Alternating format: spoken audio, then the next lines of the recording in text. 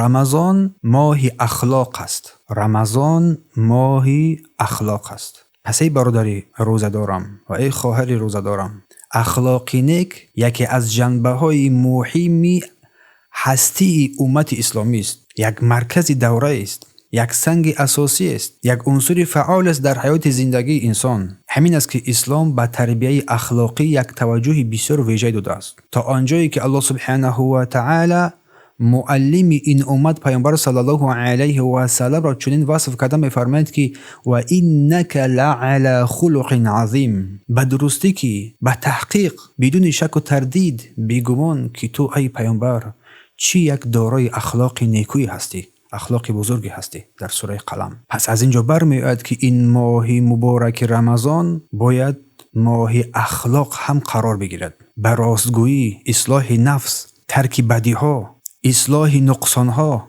این است که در این انسان رضای الله سبحانه و تعالی را نائل می‌گردد. همین است که اسلام ما را به تربیت اسلامی راهنمایی کرده است، به نیکوکاری، با صبر، خواستگاری، تحمل، بخشش و عفو، پند گرفتن، پند دادن، برادری و از همه این بالاتر بازگشت به سوی الله سبحانه و تعالی و توبه به سوی او. سپس سخاوتمندی در این ماه مبارک، با صدقه، با معامله خوش، به درستی کلمه نیک این صدقه است، چون که رسول الله گفتند الکلمة الطیبة صدقه. رحمت و مهربانی، نرمی و دوستی، دوست داشتن دوستان الله و دشمنی کردن، دشمن گرفتن دشمنان الله و همچنین امانت داری و غیر از این اخلاق‌های هست که انسان در این ماه اگر در غیر این ماه اگر این را نداشت، در این ماه خود را بر این چیزا تربیت نماید. و رسول الله صلی الله علیه و سلم فرمودند که المسلم من سلم مسلمون من لسانه و یده. مسلمان کسی است که مسلمانان از زبان و دست او سلامت بماند. در روایت بخاری است. پس این روزه ماه رمضان برادران گرامی و خواهران گرامی قدر مسلمان را از آن که از گرسنگی و تشنگی من می‌سازد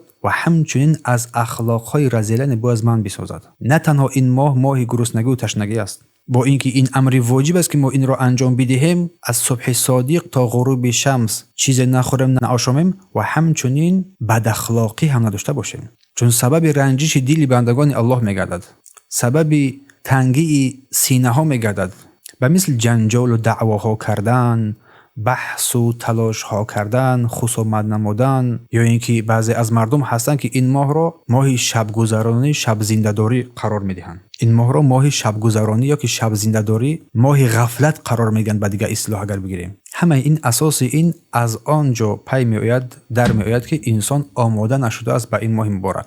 یا انسان فراموش میکند از این اخلاق، یا خود را به فراموشی میزند. دومش بدتر است، خود را بر فراموشی میزند.